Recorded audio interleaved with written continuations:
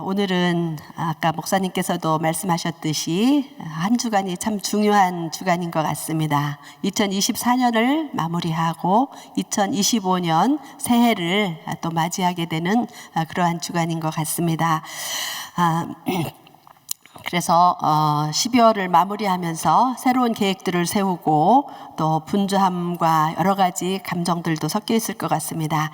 그런데 우리가 늘 하나님의 말씀으로 우리의 삶을 조명하여 보면서 우리의 삶을 말씀으로 결산할 수 있었으면 좋겠습니다. 그래서 오늘 제가 이틀 남은 새벽 기도를 인도하게 된 것도 너무나 영광스럽고 하나님 앞에 감사를 올려드립니다. 오늘 우리가 나눌 말씀은 사무엘상 31장 1절에서 13절까지의 말씀입니다. 사무엘상의 마지막 장이기도 하고 사울의 삶에 그 최후를 맞고 있기도 합니다. 그래서 2024년을 마무리하는 시점에 우리에게 많은 교훈을 주고 또 생각하게 하는 말씀이 될 것 같습니다. 사무엘상 31장은 그렇게 길지 않은 본문을 가지고 있습니다. 그렇지만 세 부분으로 나누어 볼 수 있는데 첫 번째가 1절부터 7절까지가 사울의 마지막 전쟁에서 이제 죽고 패하게 되는 이야기를 다루고 있습니다. 이스라엘과 블레셋 사이에는 늘 전쟁이 있어 왔습니다. 이번 전쟁도 이제 사울과의 그 전쟁에서 이스라엘 그 평지에서 이제 싸움이 시작되어서 그 싸움에 이스라엘이 밀리면서 길보아 산까지 밀려가는 그런 상태가 되겠죠. 사울은 이 블레셋 전쟁에서 길보아 산에서 최후를 맞게 됩니다. 사무엘상 31장 2절을 한번 같이 읽겠습니다. 블레셋 사람들이 사울과 그 아들들을 쫓아 미쳐서 사울의 아들 요나단과 아비나답과 말기수아를 죽이니라. 아멘. 매우 간단하게 이렇게 기록을 하고 있는데요. 정말 사울 가문에 있어서 큰 비극입니다. 같은 날에 한날에 아버지와 그리고 세 아들이 전장에서 이렇게 죽게 된 것을 보게 됩니다. 사무엘상 31장 3절에서 5절의 말씀을 보면 사울이 최후를 맞이할 때에 그 순간을 자세히 기록을 하고 있습니다. 사울이 블레셋 군인들에게 쫓겨서 이제 도망가고 있는 상태에서 군인들이 쏜 화살을 인하여서 중상을 입게 됩니다. 사울은 자신이 그 중상으로 말미암아 이제 죽게 될 것을 알았고 그의 마지막 죽음의 순간을 성경은 이렇게 기록하고 있습니다. 사무엘상 31장 4절 말씀을 읽어보겠습니다. 그가 병기 든 자에게 이르되 내 칼을 빼어 나를 찌르라. 할례 없는 자들이 와서 나를 찌르고 모욕할까 두려워하노라 하나 병기 든 자가 심히 두려워하여 즐겨 행치 아니하는지라. 이에 사울이 자기 칼을 취하고 그 위에 엎드러지매. 아멘. 사울의 신앙의 마지막 자존심이라고 그럴까요? 정말 할례 없는 이방 민족에 의해서 이스라엘의 왕이 이렇게 죽임을 당한다는 것이 상당히 수치스러운 일이지요. 그래서 사울은 그 이방인의 할례 없는 자에 의해서 죽임을 당하는 것을 원치 아니했던 것을 볼 수가 있습니다. 그래서 자기 병기 든 자에게 너가 나를 칼로 찌르라.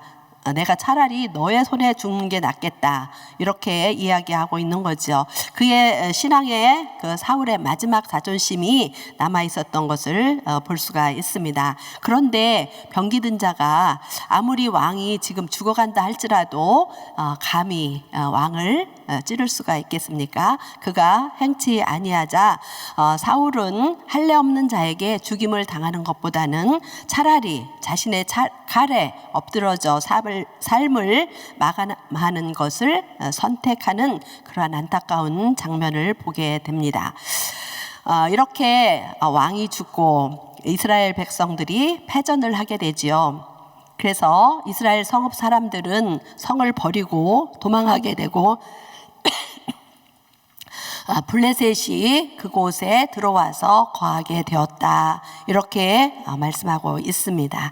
이제 두 번째 말씀은 사무엘상 31장 8절에서 10절인데 사울과 그 아들들의 시체가 벳산 성벽에 못 박혀지는 그러한 이야기입니다. 사울은 블레셋과의 전쟁에 나가기 전에 엔돌에 있는 무당에 가서 그 물어보는, 하나님을 떠나고 반역한 그런 불신앙의 태도를 보였었습니다. 그리고 하나님은 그를 통해서 블레셋에 사울을 붙이게 될 것이고 이스라엘이 패망하게 되고 이제 그가 죽게 될 것이다. 그의 아들들과 함께 죽게 될 것이다 라고 이렇게 예언을 하게 됩니다. 사무엘상 28장 19절 말씀을 보겠습니다. 여호와께서 이스라엘을 너와 함께 블레셋 사람에 붙이리니 내일 너와 내 아들들이 나와 함께 있으리라. 여호와께서 또 이스라엘 군대를 블레셋 사람의 손에 붙이시리라. 이 예언의 말씀대로 결국 사울은 죽게 됩니다. 그리고 그 시체는 길보아 산에서 동쪽으로 약 10km 정도 떨어져 있는 벳산이라는 이스라엘 경내에 그 블레셋의 그 점령지 성벽에 이렇게 못 박히게 됩니다. 상당히 잔인한 그런 모습을 보게 되는데요. 이스라엘의 왕과 그 아들들을 이제 성벽에 이렇게 못 박음으로 말미암아 이스라엘에 대한 블레셋의 승리, 그리고 이스라엘에게 수치를 주고 두려움을 주는 것으로 이렇게 잔인한 행동을 하는 것을 보게 됩니다. 그리고 이제 세 번째는 11절부터 13절까지 마지막 말씀인데요. 사울의 시체를 장사 지내는 야베스 사람들의 모습을 보게 됩니다. 길르앗 야베스 사람들이 사울이 전쟁에서 죽었다. 그리고 벳산 성벽에 이렇게 못 박혔다라는 소식을 듣게 됩니다. 그래서 그들은 그 성으로 달려가서 시체를 거두어다가 장사 지내게 되는데요. 우리 31장 12절에서 13절 말씀을 함께 읽어보도록 하겠습니다. 모든 장사가 일어나 밤새도록 가서 사울과 그 아들들의 시체를 벳산 성벽에서 취하여 가지고 야베스에 돌아가서 거기서 불사르고 그 뼈를 가져다가 야베스 에셀나무 아래 장사하고 7일을 금식하였더라. 아멘. 야베스 사람들과 사울의 관계는 어떤 관계일까요? 야베스 사람들은 사울에게 은혜를 입은 사람들입니다. 사무엘상 10장에 보면 암몬이 길르앗 야베스를 대하여 전쟁을 하고자 할 때에 그 소식을 이제 사울이 듣게 됩니다. 그때는 사울이 이제 사무엘에게서 왕이 될 것이라고 이제 기름을 부은 그런 받은 상태였는데요. 그 소식을 듣고 사울이 크게 감동이 되어서 이제 군사를 모집하게 되고 길르앗 야베스에 가서 그 전쟁을 승리로 이끌었고 야베스 사람들을 구해주게 됩니다.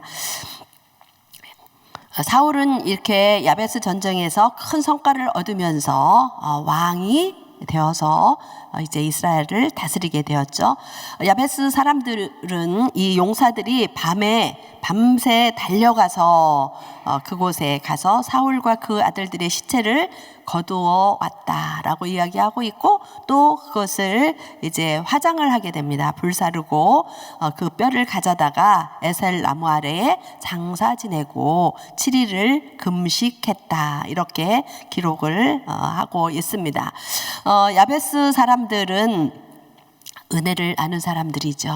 그리고 그 시체가 이스라엘은 그 시체를 해가 지기 전에 거두잖아요. 그런데 지금 이 시체가 밤새 그곳에 더군다나 이스라엘 왕이 달려 있는 거예요. 그래서 그 용사들이 일어나서, 모든 용사들이 일어났다, 이렇게 이야기를 하는데 밤새 달려가서 그 시신을 이렇게 내려다가 장사 지내는 그런 모습을 보게 됩니다. 그뿐 아니라 사울을 위해서 7일 동안 금식하는 이런 것을 보게 되고요. 그를 에셀나무 아래 장사 지냈다 이렇게 이야기를 하고 있죠. 그래서 이스라엘에 이제 사울이 초대 왕으로서 이렇게 전쟁에서 죽음을 맞게 되었는데 그를 위한 묘실이 준비되어 있지 않은 것을 우리가 볼 수가 있고, 이렇게 하나님을 떠나고 하나님을 거역한 사울의 최후가 얼마나 처참하고 불행한지를 보게 됩니다. 그런 와중에서도 야베스 사람들이 사울과 그 가문들, 그 자녀들에게 이렇게 은혜를 갚는 그러한 모습들을 보게 됩니다. 오늘 한 절의 말씀으로 저는 사무엘상 31장 6절 말씀을 함께 나누도록 하겠습니다. 함께 읽겠습니다. 사울과 그 세 아들과 병기든 자와 그의 모든 사람이 다 그날에 함께 죽었더라. 아멘. 우리가 이제 사울의 삶을 이제 정리를 해보게 되겠는데, 사울은 왕이 돼서 40년 동안 다스렸는데, 사울 왕의 초기에 사울은 어떠한 삶이었는지를 몇 가지 살펴보도록 하겠습니다. 첫 번째는 사울은 사무엘에게서 이스라엘의 초대 왕으로 기름 부음을 받은 사람입니다. 사무엘상 10장 1절에 보면, 이에 사무엘이 기름병을 취하여 사울의 머리에 붓고 입 맞추어 가로되 여호와께서 내게 기름을 부으사 그 기업의 지도자로 삼지 아니하셨느냐. 그래서 이스라엘에서 기름 부음 받은 자는 세 부류의 사람이라고 우리는 알고 있습니다.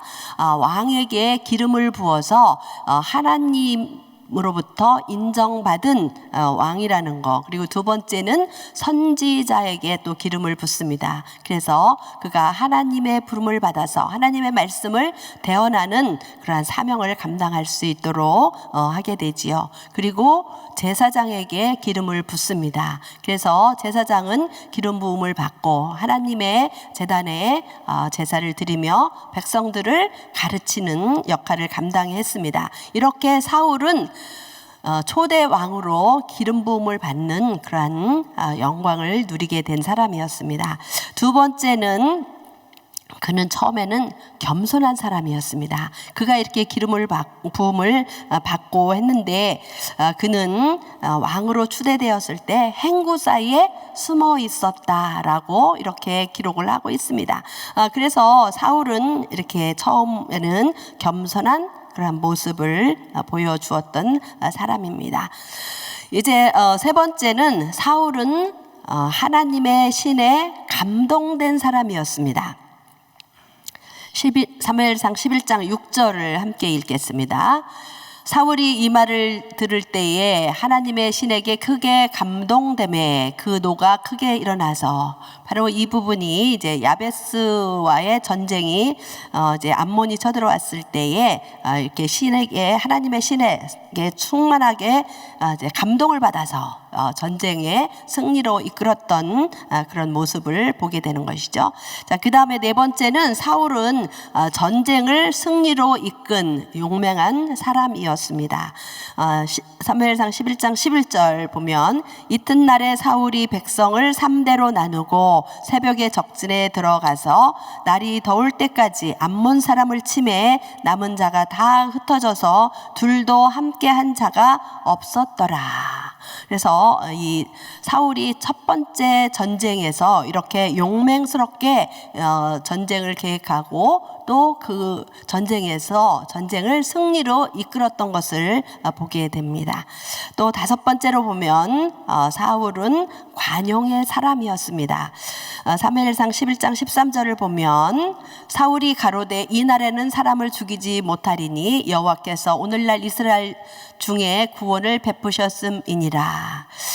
전쟁에 나가기를 정했을 때 사울을 우습게 여겼던 사람들이 있었습니다. 그래서 이 전쟁에 승리하고 돌아온 사울에게 사람들은 그 사람들을, 사울을 대적하고 반대했던 사람들이 누구냐, 그들을 이제 벌을 하자라고 했을 때, 그들을 죽이자 했을 때 사울이 이렇게 관용을 베푸는 모습을 보게 됩니다.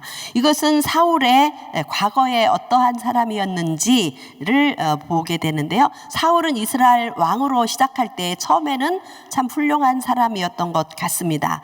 그런데 사울은 이제 이스라엘 나라가 신정국가에서 왕정국가로 넘어가는 이 과정에서 왕정국가를 이제 잘 셋업을 해 나가는 모범이 되는 왕이 되었어야 되는 것이죠. 그런데 왕이 된 이후에 사울이 변질된 것을 보게 됩니다. 그가 어떻게 변질되었는지 또 몇 가지 살펴보면서 교훈을 얻고자 합니다. 첫 번째는 하나님께 불순종을 하게 되죠. 사무엘상 15장 22절 말씀 함께 읽겠습니다. 사무엘이 가로되 여호와께서 번제와 다른 제사를 그 목소리 순종하는 것을 좋아하신 같이 좋아하시겠나이까?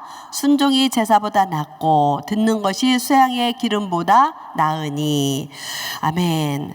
하나님은 그 아말렉과의 전쟁에서 그 왕과 모든 짐승까지 다 멸하라라고 이렇게 말씀하셨습니다. 그런데 사울은 그 왕을 살려두었었고 또 이렇게 양과 이렇게 그 짐승들 중에서 이렇게 아주 건강하고 탐스러운 이런 그 짐승들을 죽이지 않고 살려두었습니다. 그럴 때 사무엘이 와서 이렇게 지금 책망하는 그런 말씀이었습니다. 사울이 하나님의 말씀에 온전히 순종하지 못하고 불순종을 하게 됨으로써 두 번째 그는 하나님께 버림을 받게 됩니다. 사무엘상 15장 23절을 보면 이는 거역하는 것은 사술의 죄와 같고 완고한 것은 사신 우상에게 절하는 죄와 같음이라. 왕이 여호와의 말씀을 버렸으므로 여호와께서도 왕을 버려 왕이 되지 못하게 하셨나이다. 불순종의 결과는 버림을 받는 것입니다. 사울은 이렇게 하나님을 이렇게 버림을 당하였고 그 다음에는 그가 하나님보다 사람을 더 두려워하는 사람이 되었던 것을 보게 됩니다. 사무엘상 15장 30절 말씀 보겠습니다. 사울이 가로되 내가 범죄하였을지라도 청하옵나니 내 백성의 장로들의 앞과 이스라엘의 앞에서 나를 높이사 나와 함께 돌아가서 나로 당신의 하나님 여호와께 경배하게 하소서.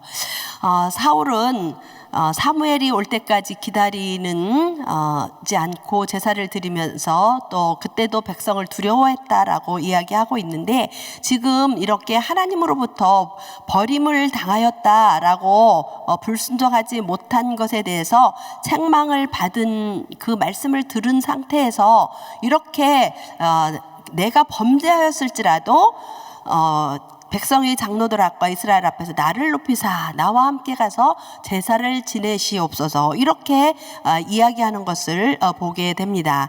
사울은 그런 하나님께서 자신을 버리셨다는 말씀을 들었을 때 가슴을 치며 애통하며 옷을 찢고 회개를 하였다면 하나님은 그를 회복시켜 주셨을지도 모르겠습니다. 그런데 그는 회개하기는커녕 오히려 백성들 앞에서 자기를 높여달라고 요청하는 이런 사람이 되어버렸습니다.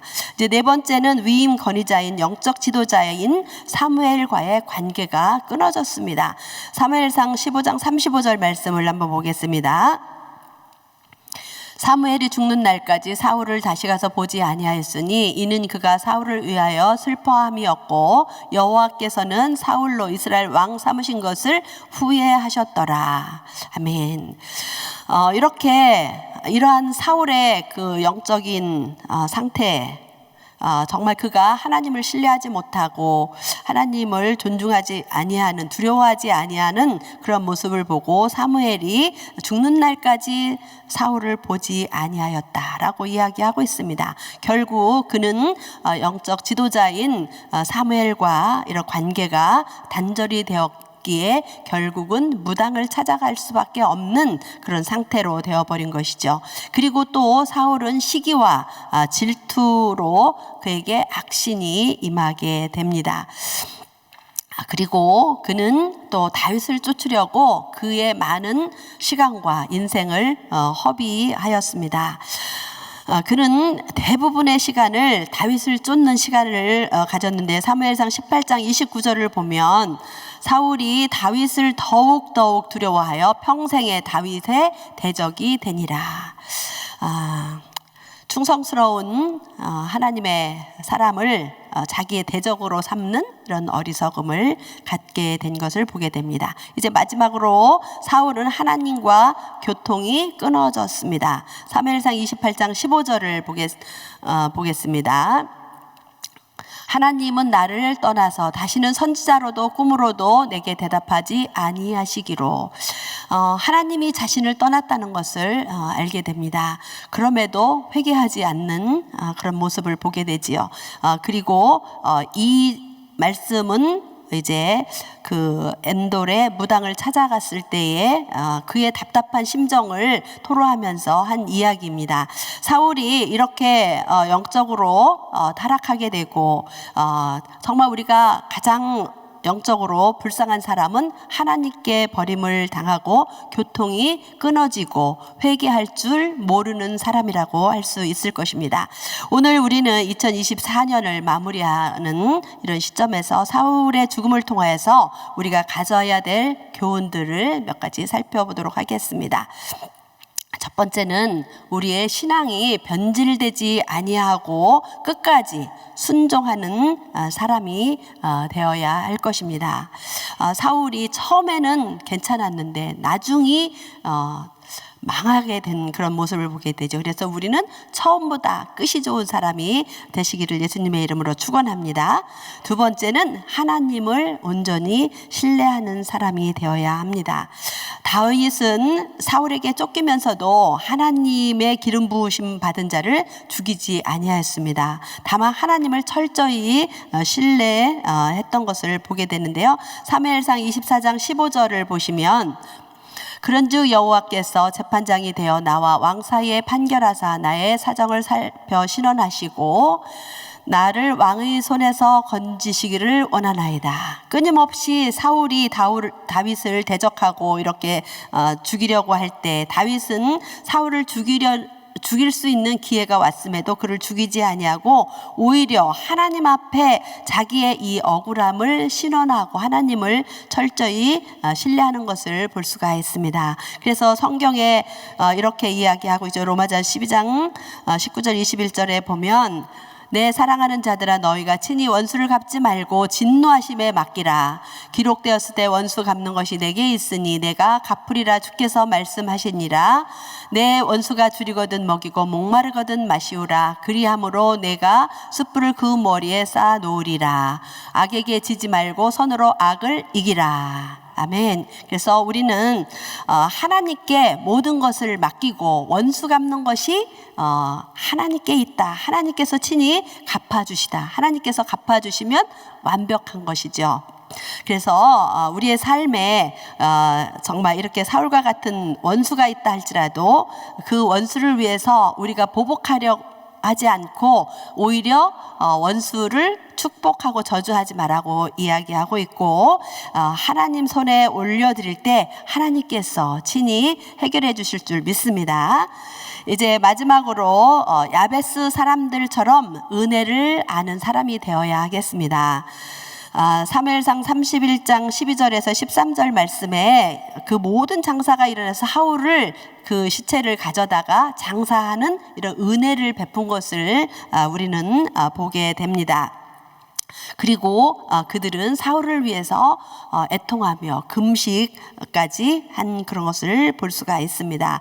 우리는 누군가 우리에게 은혜를 베풀어 준 사람들이 있는지 한 해를 돌아보면서 그 은혜를 기억하고 그 은혜에 감사하는 사람이 되어야 할 줄 믿습니다. 특별히 우리는 예수 그리스도를 믿음으로 말미암아 하나님으로부터 은혜를 받은 자들입니다. 그래서 에베소서 2장 8절에 보면 너희가 믿음으로 말미암아 그 은혜를 인하여 믿음으로 말미암아 구원을 얻었나니 이것이 너희에게서 난 것이 아니요 하나님의 선물이라. 우리는 하나님으로부터 은혜를 받은 자입니다. 영원한 생명의 구원의 은혜를 받았을 뿐만 아니라 2024년을 한 해를 보내면서 하나님께서 우리와 동행하시고 여기까지 인도하신 하나님이십니다. 한 해를 마무리하면서 주님께서 주신 은혜를 깊이 감사하는 우리 모두가 되시기를 예수님의 이름으로 축원합니다. 기도하겠습니다. 할렐루야. 존귀하신 하나님 아버지, 은혜를 감사를 드립니다. 오늘은 우리가 2024년을 이틀 남겨놓고 있는 상황에서 사울의 죽음을 통해서 우리에게 주시는 주님의 음성을 듣게 됩니다. 하나님, 우리의 신앙이 변질되지 아니하고 끝까지 순종하는 사람, 하나님을 신뢰하는 사람, 은혜를 아는 사람으로 한 해를 마무리하고 승리하는 삶 살게 하여 주시고, 그로 인하여서 우리 주님의 기쁨이 되어지고 우리가 하나님 앞에 늘 감사하고 승리하는 삶 살 수 있도록 축복하여 주시옵소서. 모든 영광을 우리 하나님 앞에 올려드리며 존귀하신 예수 그리스도의 이름으로 기도드리옵나이다. 아멘. 아멘. 우리 말씀 생각하시면서 내가 지금까지 지내온 것은, 우리가 찬양합니다.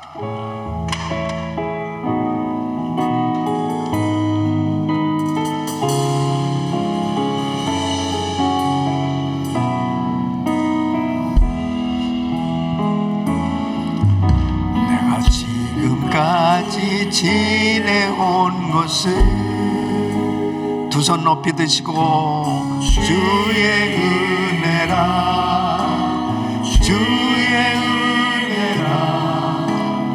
지금까지 지내온 것을 주의 은혜라, 주의 은혜라.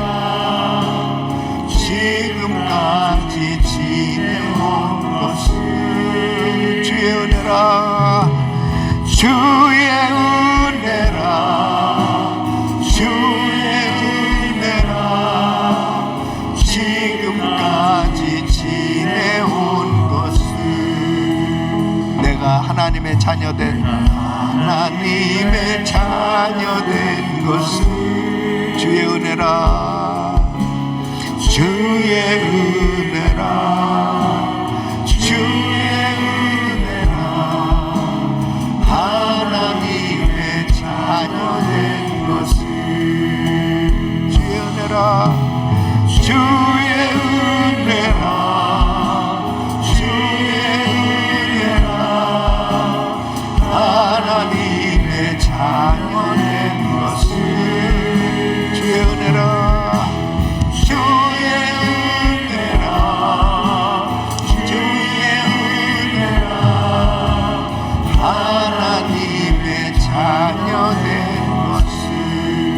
아멘, 아멘. 우리는 신앙생활 하면서 또 사역을 하고 봉사를 하며 주님을 섬길 때 성공적인 신앙생활, 성공적인 사역을 할 수 있는 비결은 본질에 충실하는 것입니다. 이 본질이라고 하는 것은 핵심적인 가치를 의미해요. 그럼 우리 신앙생활의 본질은 뭘까요? 신앙생활의 본질은 바로 복음이에요. 이 성경입니다. 그 하나님 말씀이 기준이 돼서 그 말씀을 따라가는 거예요. 말씀을 쫓아가는 삶, 이것이 신앙생활의 가장 중요한 핵심 가치입니다. 여기에서 벗어나면 그때부터 변질되기 시작하는 겁니다. 그러면 지금 사울은 자기가 왕이 됐잖아요. 참 겸손하고 그리고 하나님을 잘 경외하는 사람이었어요. 그러니까 하나님의 선택함을 받았죠.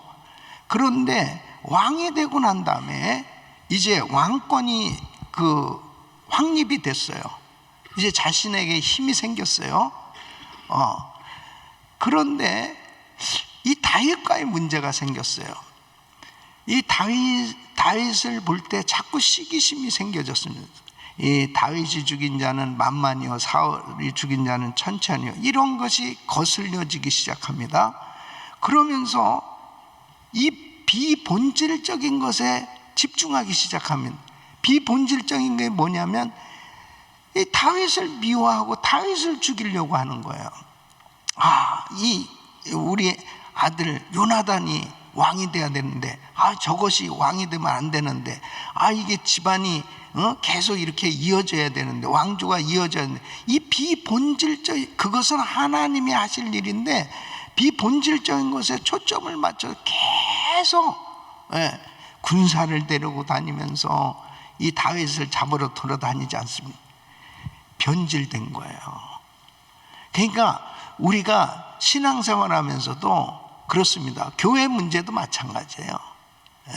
이 부서에서 일을 하면서도 본질적인 거는 뭐냐면 어떻게 하면 하나님을 기쁘시게 해드리는 사역이 될 것이냐, 거기에 초점을 맞춰야 되는데, 어떤 사람하고 부딪혀가지고 그 사람을 계속 미워하고 싫어하고 그 사람에 대해서 험담하고 안 좋은 소리하고 계속 335 모여가지고 계속 당을 짓고 그런 짓들을 하게 되어졌을 때 결국 뭐냐면 하나님 마음을 아프게 하는, 아무 쓸데없는 그런 일에 에너지를 낭비하다가 결국 물고 먹으면 피차 멸망할까 조심하라는데, 결국 그 공동체는 하나님의 은혜를 주시지 않는 겁니다. 그러니까 그런 교회, 그런 공동체, 그런 조직은 결국은 하나님께 영광이 되지 않아요. 겉으로는 하나님 일하는 것 같이 하지만 그 속은 비본질적인 것에 그냥 열심이니까 하나님이 기뻐하지 않아요. 이러한 것들이 다 없어져야 되는 것입니다. 내가 지금 목사가 된 이유, 장로가 된 이유, 목자가 된 이유, 부서장이 된 이유, 그 본질, 무엇을 섬기라고 하나님이 세워주셨나, 그 본질에 충실할 때 성령님이 역사하시는 겁니다. 대한민국의 문제 마찬가지입니다. 왜 나라가 저 모양이 됐냐? 대통령은 대통령으로서의 그 본질, 자기가 핵심 가치, 무슨 일을 해야 될 것이냐, 거기에 초점 맞춰야 됩니다. 야당 대표와 이 모든 정치인들은 왜 내가 이렇게 국회의원이 됐는가, 이런 이 본질, 핵심 가치, 거기에 초점을 맞춰야 되는데 벌써 변질되기 시작한 게 자기 집안 문제 아니에요. 자기 문제 아니에요. 그것을 해결해 보려고 하다 보니까 서로 죽여야 되는 거예요. 서로 죽이지 않으면 내가 죽으니까. 그러니까 결국은 나라가 망하든 어떻게 되든 상관없어. 나만 살아야 돼. 나를 살려야 돼. 그러다 보니까 본질에 충실하지 못하는 거예요. 당이 본질에 충실하지 못하니까 비본질적인 거에 계속 그냥 길거리에 나가가지고 데모하고 앉아있고, 그리고 정책을 연구하고 어떻게 하면 이 백성들을 잘 섬길 것인가, 어떻게 하면 나라를 잘 살릴 것인가, 머리를 싸매고 연구하고 그 엄청난 세금으로 세비를 받으면 그 보좌관들부터 시작해서 엄청난 돈입니다. 그거 전부 연구해가지고 좋은 법을 만들고 어떻게 하면 백성들을 잘 섬길 것인가, 피눈물 흘리는 그런 국민들이 얼마나 많은데 그런 가려운 데를 긁어주고 그런 좋은 법을 만들어서 빨리빨리 그 문제를 해결하고 법을 빨리 통과시켜서 뭔가 나라가 제대로 돌아가게 해야 되는데 전부 인간적인, 그리고 상대를 미워해서 마치 다윗을 죽이려고 하는 것처럼 계속 서로 죽이려고 하는 거, 탄핵을 29번씩이나 하는 그런 나라가 어디 있습니까? 그러니까 비본질적인 것에 충실하다 보니까 결국 망하는 거예요. 사울의 최후가 그걸 이야기해 주고 있는 거예요. 그러니까 나라가 망하고 있는 거예요. 해결될 수 있는 길은 본질을 회복하는 겁니다. 본질을 회복하는. 대통령도 계엄령이나 이런 거 함부로 쓰는 게 아니에요. 함부로 쓰는 게 아니에요. 그런 거는 야당이 그렇게 힘을, 그렇게 국민들이 실어준 그 칼을 함부로 탄핵이란 이런 거 가지고 쓰는 거 아니에요. 예? 그러니까 이렇게 함부로 사용하다가 결국은 전부 이제는 어떻게 해결할 길이 없어요. 예? 대통령 대행까지 막 탄핵시켜버리고, 그러면 나라가 어떻게 되는 거예요 지금? 아니 지금 북한에서는 호시탐탐 지금 간첩들이 아주 남한 땅에 득실득실해요. 뭐가 뭔지도 모르고 백성들은 우왕좌왕하고 있는 상황에 있습니다. 이때 해결할 수 있는 길은 말씀으로 돌아가는 것입니다. 말씀으로 돌아가야 돼요. 본질을 회복해야 돼요. 이제 정치인들은 국회로 돌아가서 연구하고 잘못된 거 다, 그런 모든 것에서 이제 사리사욕 이런 것들, 당리당냐 이런 것들 다 내려놓고 오직 국민만 바라보고 어떻게 하면 나라를 살릴 것인가, 그것에 여야 없이 같이 마음을 모아야 하나님의 은혜가 있습니다. 나라가 회복될 수 있습니다. 대통령은 지금 해야 될 일은 회개입니다. 대통령실을 기도실로 만들고 목사님들 초청해서 좋은 말씀 듣고 정말 하나님 앞에 엎드려서 회개하면, 그리고 솔직히 백성들에게 그런 모든 것들을 진실된 마음으로 사과하고, 그리고 민주당과 모든 의원들도 사과해야 됩니다. 이렇게 당리당력에 의해서 그냥 거수기 같이 이런 했던 모든 잘못, 탄핵 그동안에 계속하면서 정지 못하게 대통령 손발 다 잘라놓으면 어떻게 일을 하겠습니까? 그거 회개하고 다 사과하고 서로 사과하고, 이제 오직 국민들 위해서 우리가 살신성인의 정신으로 다 여야가 하나 돼서 이제 바로 나라를 세우겠습니다 하고 마음이 비워질 수 있어야 나라는 삽니다. 그 길은 이렇게 지금 보면은 앞이 암담하죠. 누가 이 일을 하겠습니까? 하나님이 해주셔야 되는 거예요. 빨리 본인들이 정신 차리고 그러지 않으면 4월의 최후가 오게 된 것처럼 여러분들도 결국은 나중에 야, 내가 미친 짓 했구나. 그리고 백성들 결국은 우리가 잘못 선택하고 잘못했구나. Too late. 지금 정신 차려야 됩니다. 지금 정신 차려야 됩니다. 그래서 우리는 하나님 앞에, 저는 그래요.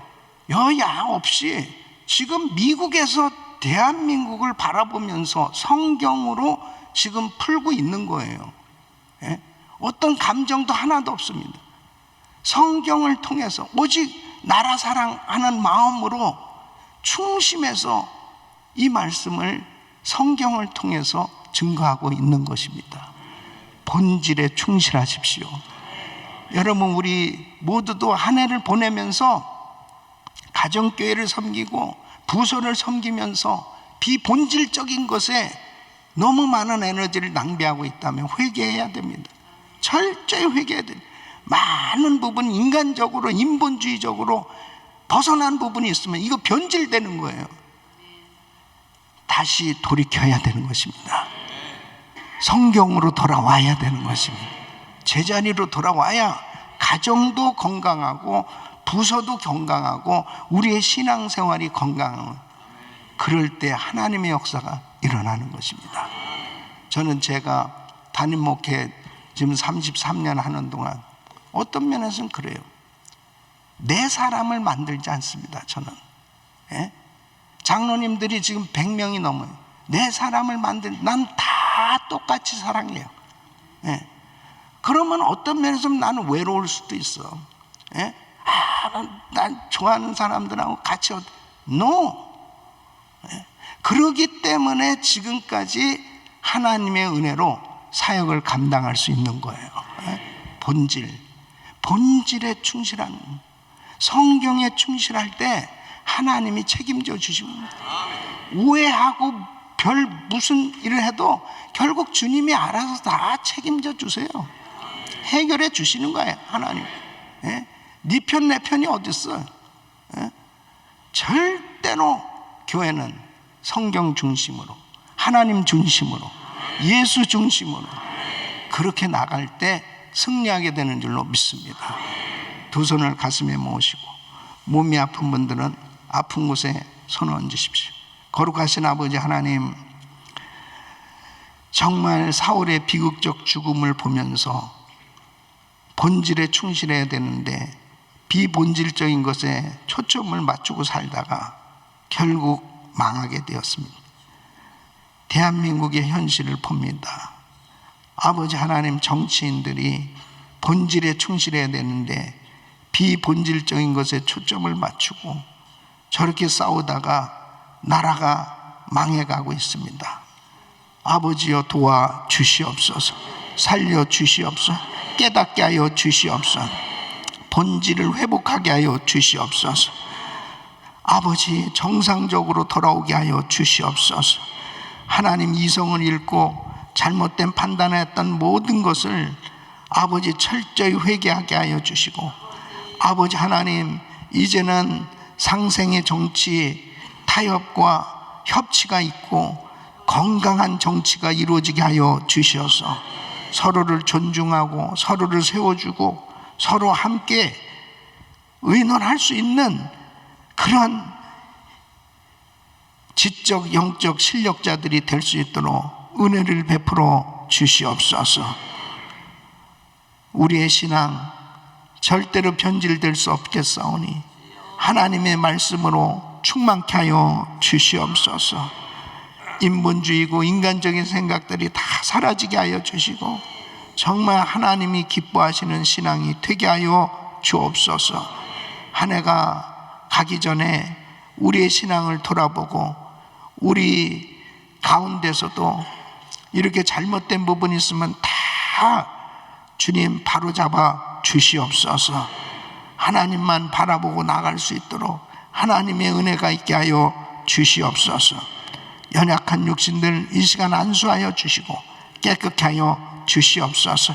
내가 나사렛 예수 그리스도로 명하노니 모든 병만은 떠나 갈지어다. 암세포는 없어질지어다. 불치병 깨끗한 바늘지어다. 공황장애 우울증 불면증 떠나 갈지어다. 주님 만져 주시옵소서. 이제는 우리 구주 예수 그리스도의 이름과 우리 하나님 아버지의 그 무한하신 사랑과 성령님의 감동 감화 교통 충만하옵신 은총이 우리의 신앙이 변질되지 아니하고 끝까지